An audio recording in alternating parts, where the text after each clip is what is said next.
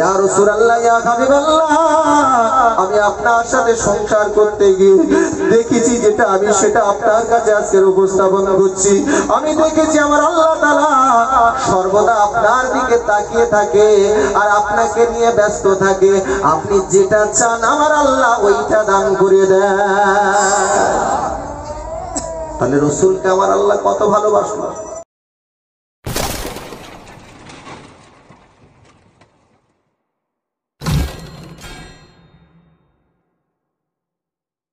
আমার মুসলমান দিন দরদি বাবাজি, আল্লাহ রাব্বুল আলামিন প্রিয় নবীকে কত সম্মান দিয়েছে সে বিষয়ে আমি আপনাদের কাছে দোয়ার বিষয়ে একটা কথা বলছিলাম। লাম্মা খলাকাল্লাহু আদামা ফিল জান্নাহ, আল্লাহ পাক জান্নাতের ভিতরে হযরত আদম আলাইহিস সালামকে যখন সৃষ্টি করলেন, কিছুদিন অতিবাহিত হয়ে গেল। আদম নবীর পাশে আবার আল্লাহ তাআলা হযরত হাওয়া আলাইহিস সালামকে আল্লাহ সৃষ্টি করলেন, যিনি পৃথিবীর আদি মাতা ছিল। আমাদের প্রথম মাতা হাওয়া, ঠিক বলছি না ভুল বলছি? আল্লাহ পাক আদম আলাইহিস সালাম আর হাওয়া এমন করে জান্নাতের ভিতরে সুন্দর করে তারা বসবাস করে, জান্নাতের ভিতরে তারা বিচরণ করে। আবার আল্লাহ তাআলা পবিত্র কোরআনের ভিতরে দিয়েছে, পবিত্র কোরআনের পারা নাম্বার 8 পৃষ্ঠা নাম্বার হলো 9, সূরার নাম সূরাতুল আরাফ আয়াত নাম্বার হলো 19। একটু বোঝার চেষ্টা করবেন আল্লাহ তাআলা এই আদম নবীর জীবনে আমার প্যারা নবীর কত মর্যাদা দিয়েছে, আমার আপনার প্যারা নবীকে আল্লাহ পাক কত মর্যাদা দিয়েছে। দেখুন এই আদম আলাইহিস সালাম হাওয়া জান্নাতের ভিতরে বিচরণ করছে। আমার আল্লাহ তাআলা কোরআনের ভিতরে ঘোষণা করে দিলেন সূরাতুল আরাফে 19 নম্বর আয়াত, ওয়া কুল্লা ইয়া আদাম আসকুন আনতা ওয়া যাওজুকাল জান্নাহ ফাকুলা মিন হাইসু শি'তুমা ওয়া লা তাকরাবা হাদিহিশ শাজারা ফাতাকুনা মিনাজ জালিমিন। আল্লাহ পাক আদম আর হাওয়াকে উদ্দেশ্য করে বলল, ওগো আদম আর হাওয়া তোমরা জান্নাতের ভিতরে তোমরা বসবাস করো। ফাকুলা বিনা হাইসু শি'তুমা, ফাকুলা এখানে শব্দটি হলো তাসনিয়া দ্বিবচনের সিগা।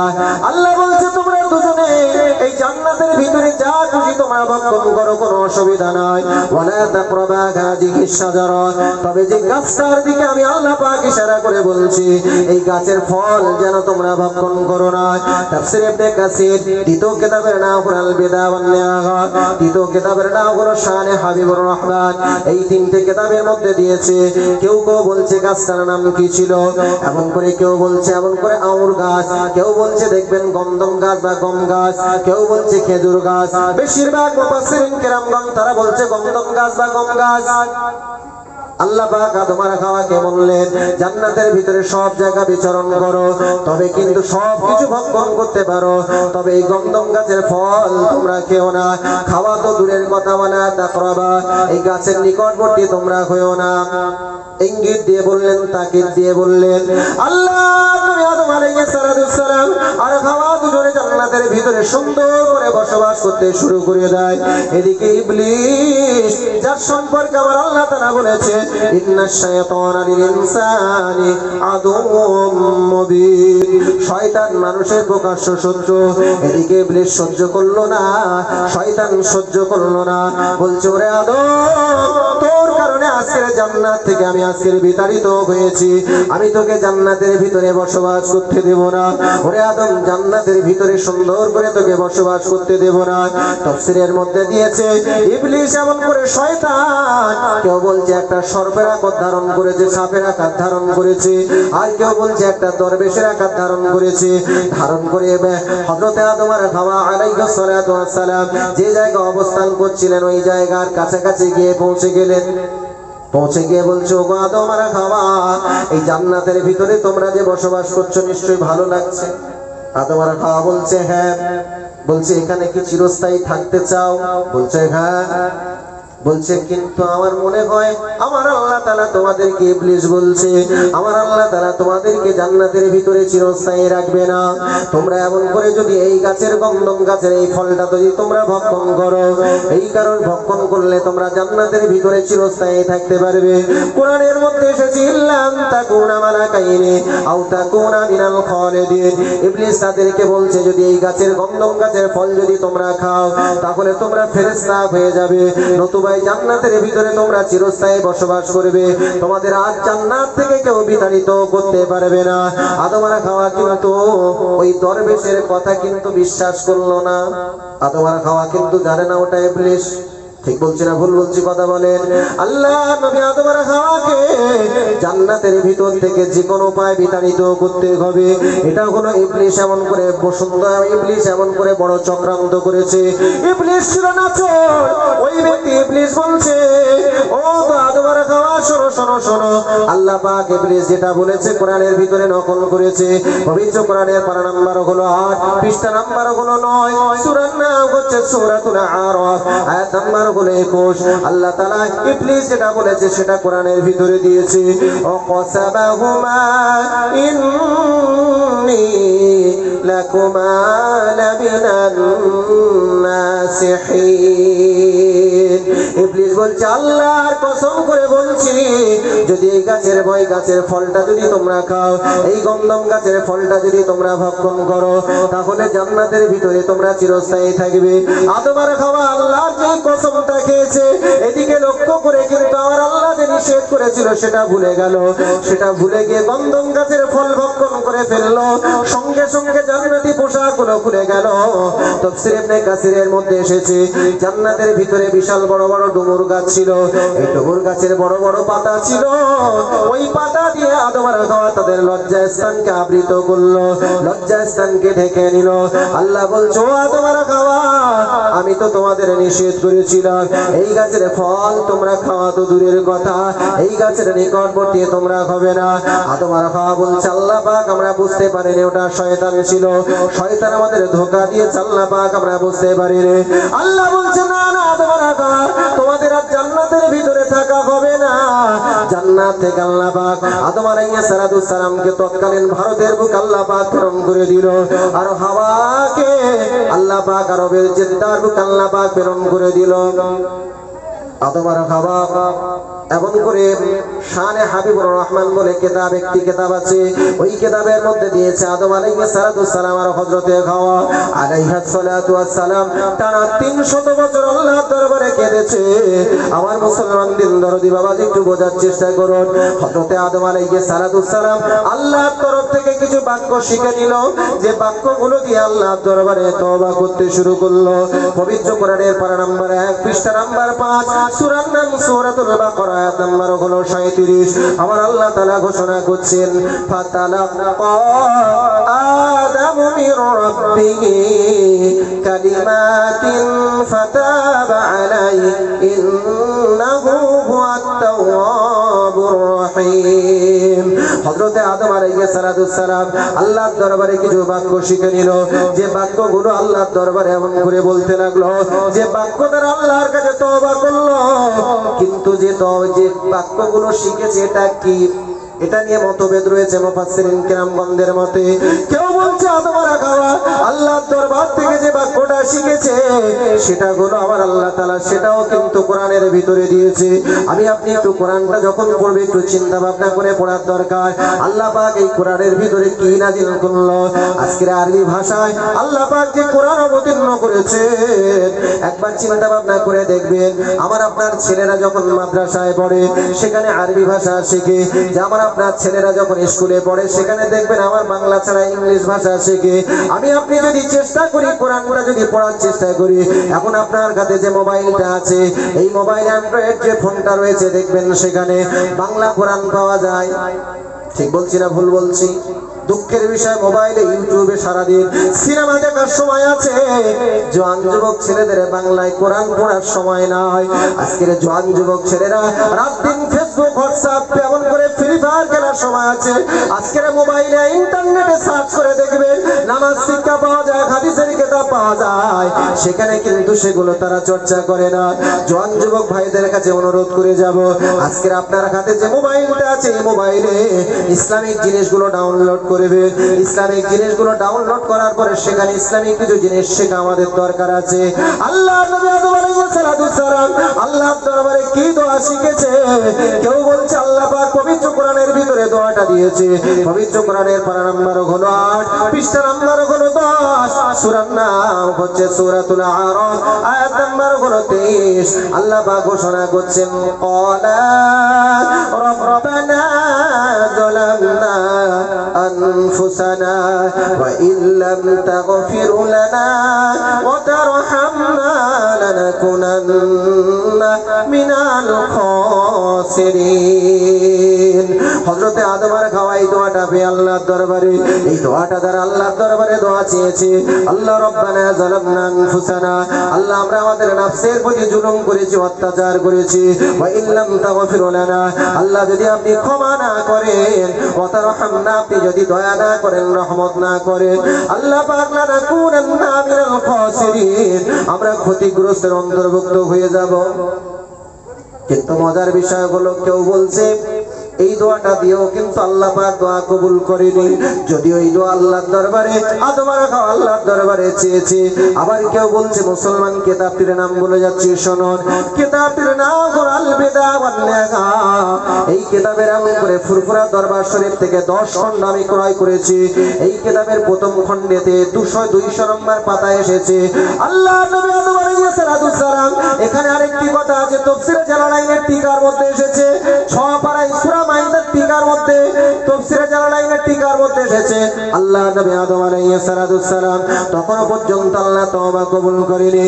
আদম আলাইহিস সালামের কাছে এমন করে জিবরিল আমিন আলাইহিস সালাম এসে হাজির হয়ে গেল। জিবরিল তখন আদম আলাইহিস সালাম ভারতে আছে, আর হযরতে হাওয়া কিন্তু তখনও জেদ্দায় রয়েছে। আল্লাহর নবী আদমের কাছে জিবরিল আমিন আলাইহিস সালাম এসে বলছে, ওগো আল্লাহর নবী আদম, আমার আল্লাহ তাআলা আপনাকে হজ করার জন্য মক্কা শরীফে যেতে বলেছে।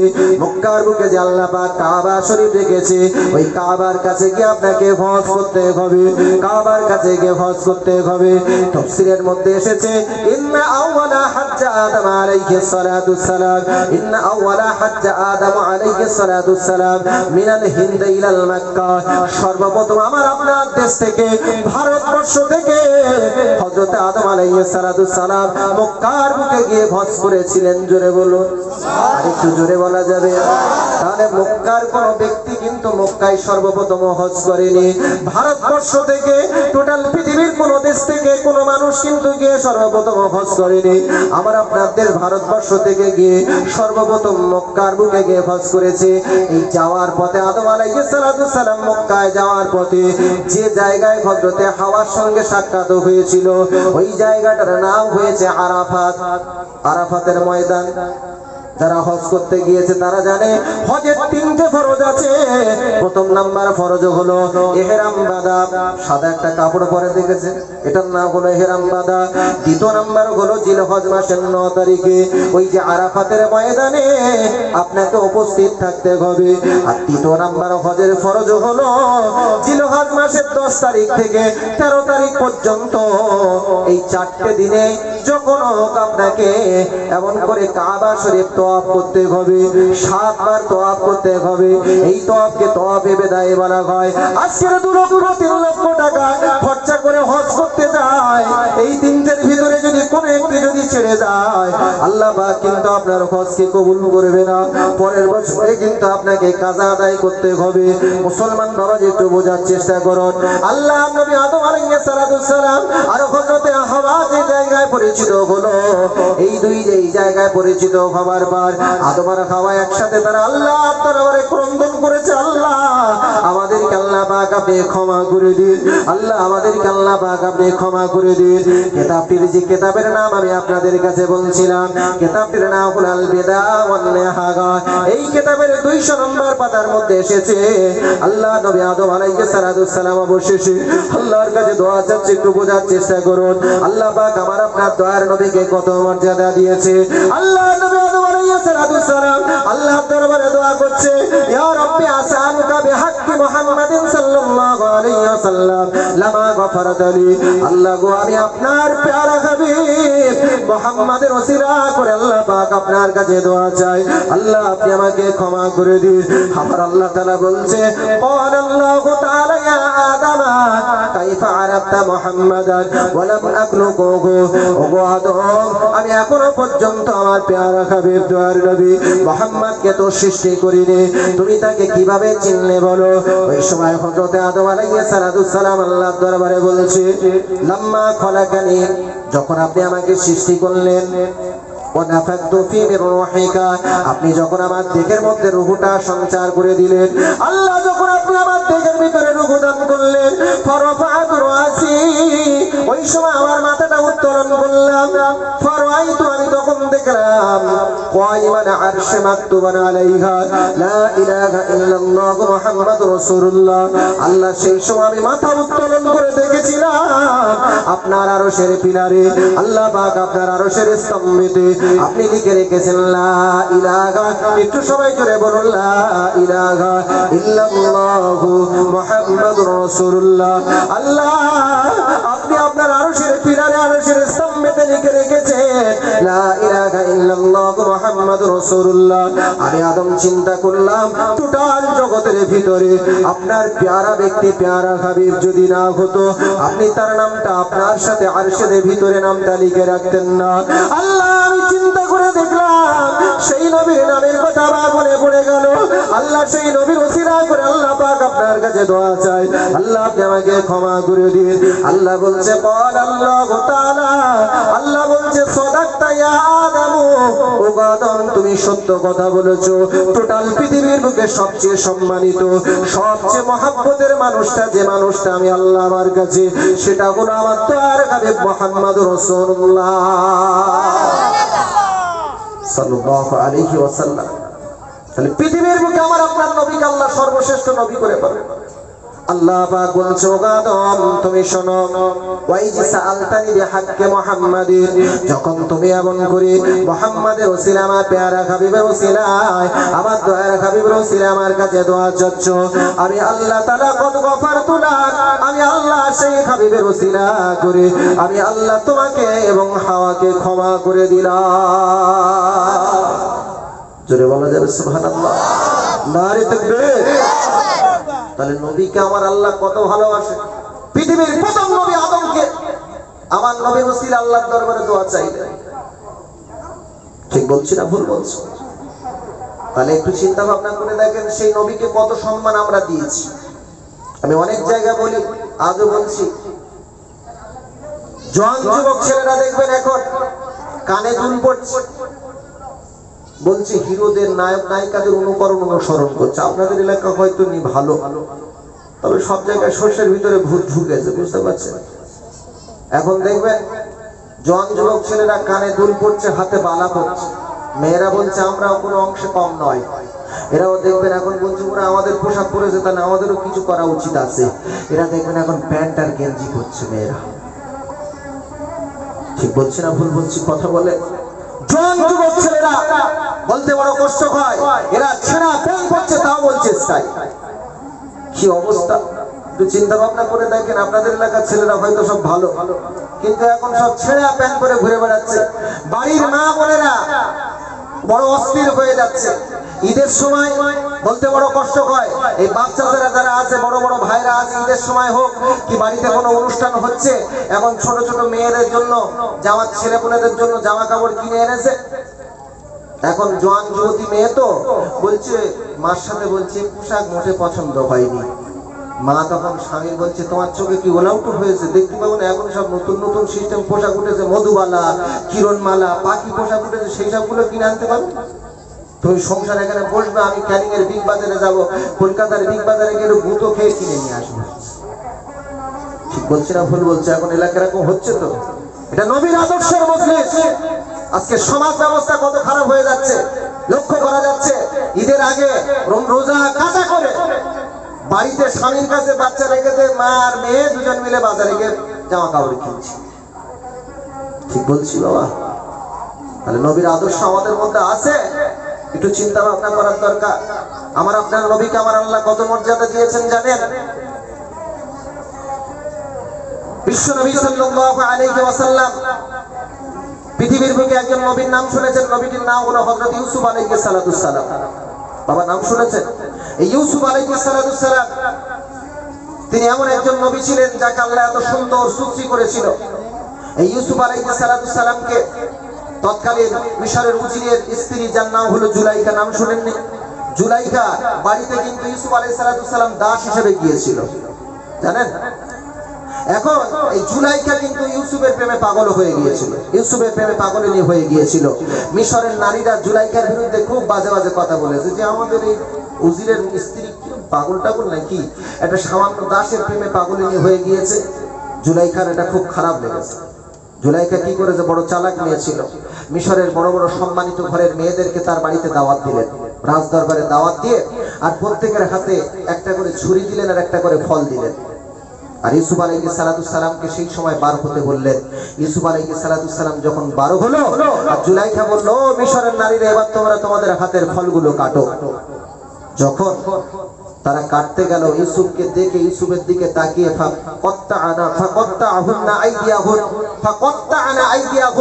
পবিত্র কোরআনের পারা নাম্বার 12 পৃষ্ঠা নাম্বার 18 সূরার নাম সূরা ইউসুফ আয়াত নাম্বার 31।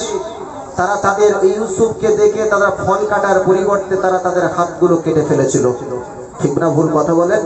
এই ঘটনা বলার উদ্দেশ্য আমার নেই। তারা বলেছিল কুল্লা হাশা লিল্লাহি মা হাযা বাশার, এটা মানুষ হতে পারে না, এটা আল্লাহর তরফ থেকে কোনো প্রেরিত দূত হতে পারে। আর নতুবা তারা বলেছিল ইন হাযা ইল্লা মালাকুন কারীম, আমাদের মনে হয় এটা কোনো ফেরেশতা। মিশরের নারীরা বলেছিল। কিন্তু দুঃখের বিষয় হলো, জানেন, আমার আপনার নবী প্যারা হাবিব তার স্ত্রী জাম্মাদান আয়েশা সিদ্দিকা রাদিয়াল্লাহু তাআলা আনহা একটা বর্ণনার মধ্যে এসেছে, তিনি বলছেন মিশরের নারীগুলো যারা আমার পৃথিবীর বুকে নবী ইউসুফ আলাইহিস সালামকে দেখে যারা তাদের হাতে তাদের ফল কাটার পরিবর্তে যারা তাদের হাতগুলো কেটে ফেলেছিল, আমি আয়েশা বলছি আমার আপনার নবী দয়ার হাবিব মুহাম্মদকে যদি মিশরের নারীরা দেখতো, তারা তাদের হাতগুলো নয়, তারা তাদের বুকের কলিজাগুলো কেটে ফেলতো। জোরে বলুন সুবহানাল্লাহ। তাহলে নবীকে আল্লাহ কত সুন্দর করে সৃষ্টি করেছে। নবী পাকের একজন সাহাবীর কথা মনে পড়ে যায়। নবী পাকের সাহাবীর নাম হলো হযরত হাসান বিন সাবিত। নাম শুনেছেন সাহাবীর নাম? হযরত হাসান বিন সাবিত রাদিয়াল্লাহু তাআলা আনহু রাসূলুল্লাহর একজন, রাসূলুল্লাহর দরবারে অন্যতম একজন সাহাবী, যিনি কবি ছিলেন, পোয়েট ছিলেন, যিনি রাসূলুল্লাহর শানে কবিতা লিখতেন। রাসূলুল্লাহর বিরুদ্ধে যদি কেউ বিদ্রুপাত্মক কবিতা লিখতো, তিনি রাসূলুল্লাহর হয়ে তাদের বিরুদ্ধে কবিতা লিখতেন। এছাড়া লিমাদিহি রাসূলিল্লাহ সাল্লাল্লাহু আলাইহি সাল্লাম, রাসূলুল্লাহর প্রশংসায় তিনি কবিতা লিখেছেন। আমার মুসলমানদের দরদি বাবাজি, যে জিনিস আমি আপনাদেরকে বোঝাতে চাচ্ছিলাম, বিশ্বনবীর একজন সাহাবীর নাম আমি আপনাদের কাছে উপস্থাপন করেছি। সাহাবীর নাম হলো হযরত হাসান বিন সাবিত, যার উপাধি আল্লাহ রাসূল দিয়েছিলেন শায়রুর রাসূল, রাসূলুল্লাহর কবি। এমন কবি পৃথিবীর বুকে আজও জন্ম নেয়নি, আর ভবিষ্যতে জন্ম নেবে কিনা আমার আল্লাহ ভালো জানে। আমার মুসলমানদের দরদি বাবাজি শুনুন, বিশ্বনবী সাল্লাল্লাহু আলাইহি ওয়াসাল্লাম মদিনার মসজিদে বসে আছেন, রাসূলুল্লাহ চতুর্দিকে অন্যান্য সাহাবীরা বসে আছেন। আল্লাহ নবী সাহাবা হযরত হাসান বিন সাবিত রাদিয়াল্লাহু তাআলা আনহু বলছেন, ইয়া রাসূলুল্লাহ, ইয়া হাবিবাল্লাহ, হুজুর আমার মনে বড় বাসনা হয়েছে, আমার মনে বড় ইচ্ছা হয়েছে, আমার বড় বড় মনে তামান্না হয়েছে, আমি আপনার শানে দুই একটি কবিতার লাইন বলবো, আমি আপনার শানে কিছু কবিতার লাইন বলবো, আপনি যদি আমাকে অনুমতি দেন আমি আপনাকে বলি। আল্লাহ নবী হযরত হাসান বিন সাবিতকে বলছে, ও আমার সাহাবা হাসান বিন সাবিত, তুমি বলো বলো তুমি কে বলতে চাও বলো। আল্লাহ নবীর শানে হাসান বিন সাবিত যে কবিতার লাইনগুলো বলেছিল, ওই কবিতার লাইন থেকে দুটো লাইন আমি আপনাদের কাছে উপস্থাপন করছি। হযরত হাসান বিন সাবিত বলেছিল, ইয়া রাসূলুল্লাহ, ইয়া হাবিবাল্লাহ, হুজুর আল্লাহ পাক টোটাল পৃথিবীর বুকে আপনাকে কেমন করে সৃষ্টি করেছে, আমার মনে বড় ইচ্ছা হয়েছে, সেই সম্পর্কে আপনাকে আপনার শানে কয়েকটি লাইন কবিতা আমি আপনার কাছে বলবো। আল্লাহ নবী বলছেন, ও হাসান বলো বলো, আমি তোমাকে অনুমতি দিলাম। আল্লাহ নবীর সামনে সাহাবীদের সামনে হযরত হাসান বিন সাবিত যে কবিতাগুলো বলেছিল, যে কবিতার লাইনগুলো বলেছিল, ওই কবিতার লাইন থেকে প্রথম দুটো লাইন হলো, আল্লাহ নবী হাসান বিন সাবিত আল্লাহ নবীর সামনে হযরত হাসান বিন সাবিত বলছে, ওয়া আহসানু মিন কালাম তারা কাত্তু আইনি ওয়া আজমালু মিন কালাম তালিদিন নিসা। ইয়া রাসূলুল্লাহ, ইয়া হাবিবাল্লাহ, হুজুর আমার মনে হয় আমার দুই নয়ন, আমার দুই চক্ষু ওয়া আহসানু মিনকা লাম তারা কত্তু আইনি আমার দুই নয়ন আমার দুই চক্ষু আপনার মতন সুন্দর সুশ্রী মানুষকে পৃথিবীর এর আগে কোনোদিন দেখিনি জোরে বলুন আর একটু জোরে বলা যাবে আল্লাহ নবীর সামনে দ্বিতীয় লাইনটা বলেছিল ওয়া আজমালু মিনকা লাম তালিদিন নিসা ইয়া রাসূলুল্লাহ ইয়া হাবিবাল্লাহ হুজুর পৃথিবীর বুকে কোনো মা আপনার মতন সুন্দর সুশ্রী মানুষকে পৃথিবীর বুকে আজ পর্যন্ত জন্ম দেয়নি জোরে বলুন আর একটু জোরে বলা যাবে সুবহানাল্লাহ তাহলে হযরতে হাসান বিন সাবিত রাসূলের শানে তিনি কি কবিতা লিখলেন বুঝুন যে রাসূলুল্লাহর মতন সুন্দর ব্যক্তি পৃথিবীর বুকে হযরতে হাসান আর কোনোদিন দেখেনি রাসূলুল্লাহর মতন এত সুন্দর ব্যক্তিকে পৃথিবীর বুকে কোনো গর্ভধারিণী মা তার সন্তানকে জন্ম দেয়নি একটু বোঝার চেষ্টা করুন তাহলে রাসূলুল্লাহর জীবনটাকে আমার আল্লাহ তাআলা কত প্রেম প্রীতি ভালোবাসা দ্বারা আল্লাহ সৃষ্টি করেছে রাসূলুল্লাহর জিন্দেগি চলেছে আল্লাহর প্রেম প্রীতি ভালোবাসা দ্বারা নবী পাকের স্ত্রী আম্মা আয়েশা সিদ্দিকা রাদিয়াল্লাহু তাআলা আনহা বলছেন ইয়া রাসূলুল্লাহ ইয়া হাবিবাল্লাহ হুজুর একদা তিনি বলছেন ইয়া রাসূলুল্লাহ আমি আপনার সামনে একটা কথা বলবো আপনি যদি অনুমতি দেন আমি তাহলে আপনি যদি অনুমতি দেন আমি আপনার সামনে একটা কথা বলতে চাই ইয়া রাসূলুল্লাহ ইয়া হাবিবাল্লাহ হুজুর আমার আল্লাহ তাআলা আপনাকে কত মহব্বত করে আমার আল্লাহ তাআলা আপনাকে কত ভালোবাসে সেই সম্পর্কে একটা কথা আমি আপনাকে জানাতে চাই এমন করে হযরত আয়েশা সিদ্দিকা রাদিয়াল্লাহু তাআলা আনহাকে আল্লাহ রাসূল সাল্লাল্লাহু আলাইহি ওয়াসাল্লাম অনুমতি দিয়ে দিলেন হযরত আয়েশা সিদ্দিকা রাদিয়াল্লাহু তাআলা আনহা রাসূলুল্লাহর সামনে যে লাইনটা বলেছিলেন আজ পর্যন্ত পৃথিবীর বুকে সোনালী অক্ষরে লেখা আছে হাদিসটা সহিহ মুসলিম শরীফের মধ্যে এসেছে আল্লাহ রাসূল সম্পর্কে হযরত আয়েশা সিদ্দিকা রাদিয়াল্লাহু তাআলা আনহা বলেছিলেন ক্বালাত কুনতু আল্লাহকে ভালো করে বোঝার চেষ্টা করেন হযরত আয়েশা সিদ্দিকা রাদিয়াল্লাহু তাআলা আনহা বলছেন ইয়া রাসূলুল্লাহ মা আরা রাব্বাকা ইল্লা ইউসারিহু লাকা হাওয়াকা আও কামা ক্বালাত আয়েশা রাদিয়াল্লাহু তাআলা আনহা মা আরা রাব্বাকা ইল্লা ইউসারিহু লাকা হাওয়াকা ইয়া রাসূলুল্লাহ ইয়া হাবিবাল্লাহ আমি আপনার সাথে সংসার করতে গিয়ে দেখেছি যেটা আমি সেটা আপনার কাছে আজকে উপস্থাপন করছি আমি দেখেছি আমার আল্লাহ তাআলা সর্বদা আপনার দিকে তাকিয়ে থাকে আর আপনাকে নিয়ে ব্যস্ত থাকে আপনি যেটা চান আমার আল্লাহ ওইটা দান করে দেন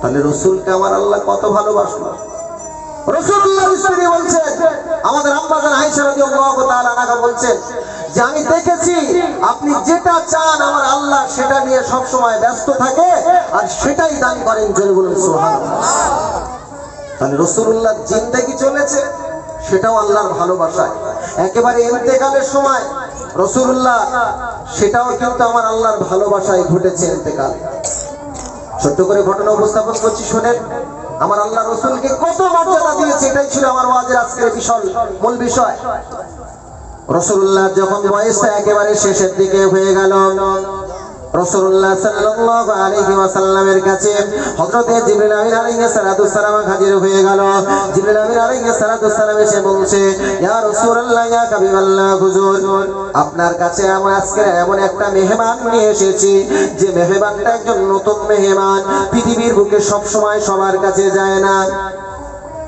আল্লাহ নবী মুহাম্মদ রাসূলুল্লাহ সাল্লাল্লাহু আলাইহি ওয়াসাল্লাম বলছেন ওগো জিবরিল ব্যক্তিটাকে বলো কি আমার দরবারে নতুন মেহমান এসেছে বলো আর তখন বাইরে থেকে আওয়াজ আসে আসসালামু আলাইকা ইয়া রাসূলুল্লাহ আসসালামু আলাইকা ইয়া হাবিবাল্লাহ আল্লাহ রাসূল বুঝতে পারলেন এটা আজরাইল আলাইহিস সালাতু সালামের গলা হযরত আজরাইল আলাইহিস সালাতু সালাম রাসূলুল্লাহ দরবারে এসে বলছেন ইয়া রাসূলুল্লাহ ইয়া হাবিবাল্লাহ হুজুর আপনি যদি আমাকে অনুমতি দেন তবে আমি আপনার কাছে প্রবেশ করব নতুবা কিন্তু আমি আপনার কাছে প্রবেশ করব না আল্লাহ পাক আমাকে আপনার কাছে যখন এসেছি আমার আল্লাহ জানিয়ে দিয়েছে পৃথিবীর বুকে আমি আজরাইল পৃথিবীর বুকে কখনো কারোর কাছে কোনো অনুমতি নিয়ে যাইনি আমার আল্লাহ। তবে আপনার কাছে যখন আসছিলাম আমার আল্লাহ তাআলা জানিয়ে দিয়েছে ওগো আজরাইল আমার নবীর কাছে গিয়ে বেয়াদবি করবি না, আমার নবীর কাছে গিয়ে কোনো বেয়াদবি চলবে না।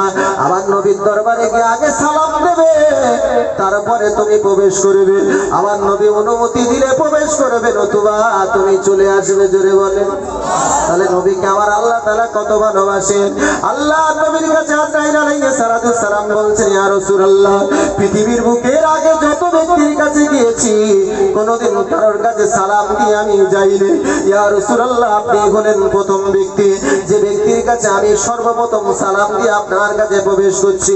আল্লাহ রাসূলের দরবারে আজরাইল আলাইহিস সালাম এসে বলছেন ইয়া রাসূলুল্লাহ আল্লাহ পাক আপনার দরবারে আমাকে ব্ল্যাঙ্ক চেক দিয়ে পাঠিয়েছে। বাবারা টাকা পয়সা চেকে তুলে জানেন চেকের নিচে যদি আপনার সই থাকে আর যদি যত টাকা লিখে দেবেন ব্যাংকওয়ালার কাছে দিলে ম্যানেজার বা ব্যাংকের কর্মচারীর কাছে দিলে টাকা দিয়ে দেবে। ঠিক বলছি না ভুল বলছি? কথা বলেন।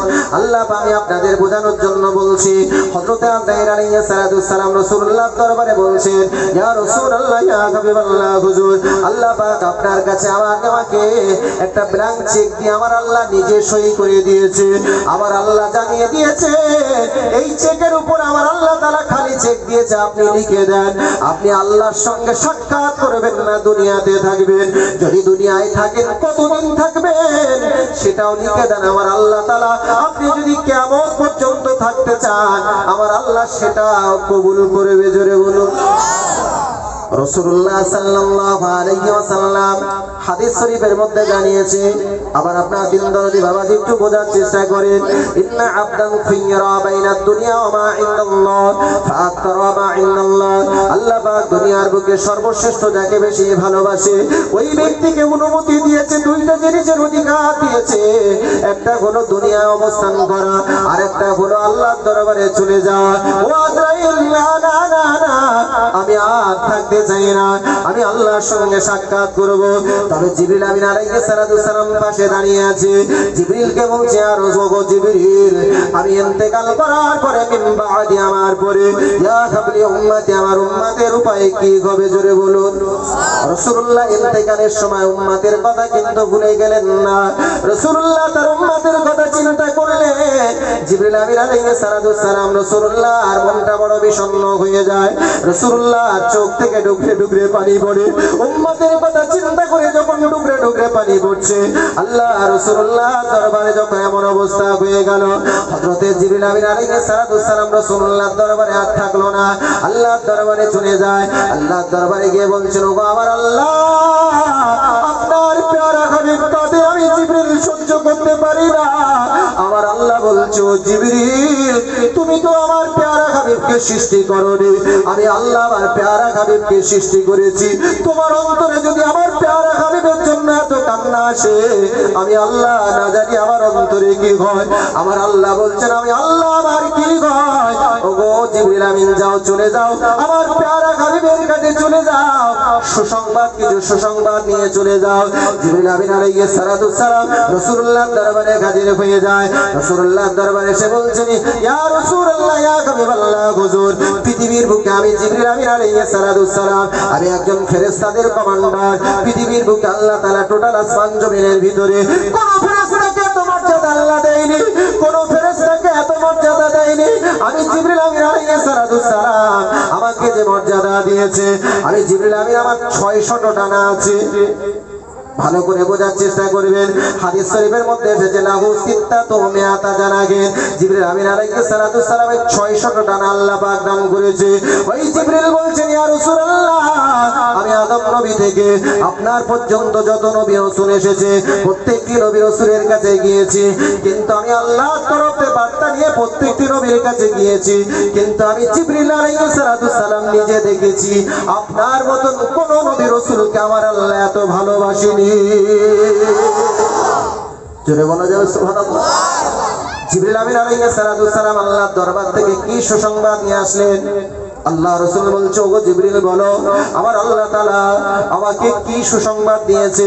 জিবরিল আমিন আলাইহিস সালাম বলছে, ইয়া রাসূলুল্লাহ, প্রথম নাম্বার সুসংবাদ হলো আমার আল্লাহ তাআলা জানিয়ে দিয়েছে টোটাল পৃথিবীর মানুষ মারা যাবার পরে যখন কবরস্থিত হয়ে যাবে, যখন আমার আল্লাহ পাক কিয়ামতটা সূচনা করে দেবে, সর্বপ্রথম যিনি কবর থেকে উত্থিত হবেন সেটা আর কেউ নয় ইয়া রাসূলুল্লাহ, সেটা হলেন আপনি। দ্বিতীয় নাম্বার সুসংবাদ হলো আল্লাহ রাসূল আল্লাহর হাবিব বলছেন, দ্বিতীয় নাম্বার সুসংবাদ হলো সেটা হলো আমার আল্লাহ তাআলা জানিয়ে দিয়েছে কিয়ামতের ময়দানে সর্বপ্রথম যিনি শাফাআত করার তার উম্মতের জন্য অধিকার পাবেন সেটা হলেন আপনি। জোরে বলুন সুবহানাল্লাহ। তাহলে রাসূলুল্লাহ সর্বপ্রথম শাফাআত করবে। তৃতীয় নাম্বার হলো আল্লাহ রাসূল আল্লাহর হাবিবকে আবার আল্লাহ তাআলা জানিয়েছে, ইয়া রাসূলুল্লাহ, ইয়া হাবিবাল্লাহ, জিবরিল আমিন আলাইহিস সালাম বলছেন, ইয়া রাসূলুল্লাহ, ইয়া হাবিবাল্লাহ, হুজুর আমার আল্লাহ তাআলা জানিয়েছে জান্নাতের যে 8টা দরজা, এই 8টা দরজার মধ্যে সর্বপ্রথম জান্নাতের যিনি দরজা খুলবেন সেটা হলেন আপনি। জোরে বলা যাবে সুবহানাল্লাহ। তাহলে রাসূলুল্লাহর আদর্শ কেমন ছিল আর আল্লাহ রাসূলুল্লাহকে কত ভালোবাসলেন। দুঃখের বিষয় আজকের মুসলমান ঘরের ছেলেরা মুসলমানের ঘরে জন্মগ্রহণ করে, বলতে বড় কষ্ট হয়, মুসলমান ঘরের ছেলেপুলেরা মুসলমানের ঘরে জন্মগ্রহণ করে আজকে আমরা ফজরের নামাজও ঠিক মতন পড়ি না। তাও আমার হালকা করে শীত পড়ছে, এমনি সময় তো পড়ি না আবার ফজরের নামাজ। কিছু মুসলমান আছি দেখবেন সারা সপ্তাহে নামাজ পড়ি না, শুধু জুমার নামাজটা। আবার কিছু মুসলমান আছি সারা বছর নামাজ পড়ি না, শুধু ঈদের নামাজ পড়ছি। আর নিজে রাসূলুল্লাহর উম্মত বলে দাবি করলে হবে? রাসূলুল্লাহ বলছেন, যদি কোনো ব্যক্তি আমার সুন্নাতকে ভালোবাসে, মানে হাব্বা সুন্নতি ফাকাদ আহাব্বানি, সে যেন আমি দয়ার রাসূল আমাকে সরাসরি ভালোবাসলো। জোরে বলুন। আর ওমান আহাব্বানি কানা মাই ফিল জান্নাহ, যে ব্যক্তি আমি রাসূলুল্লাহ আমাকে ভালোবাসলো সে কিয়ামতের ময়দানে আমার সাথে সেও জান্নাতে প্রবেশ করবে। জোরে বলুন সুবহানাল্লাহ।